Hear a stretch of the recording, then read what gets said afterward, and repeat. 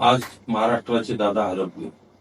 महाराष्ट्र राज्याचे उपमुख्यमंत्री अजितदादा पवार साहेब यांच्या विमानावर झालेल्या भीषण अपघातात अजितदादांचे दुर्दैवी निधन झाले.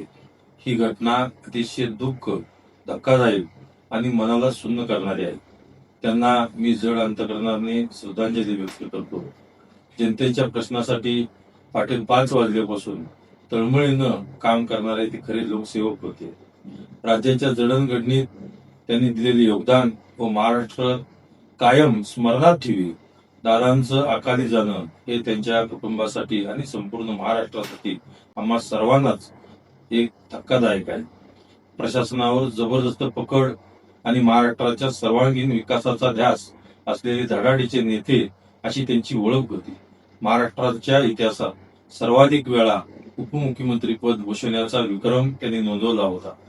त्यांनी महाराष्ट्राच्या राजकारणात आपली एक प्रभावी कार्यपद्धतीची छाप सोडली. त्यांच्या निर्णयाने महाराष्ट्राने एक कणखर, शिस्तबद्ध, वक्तशीर आणि कार्यतत्पर नेतृत्व गमावले आहे.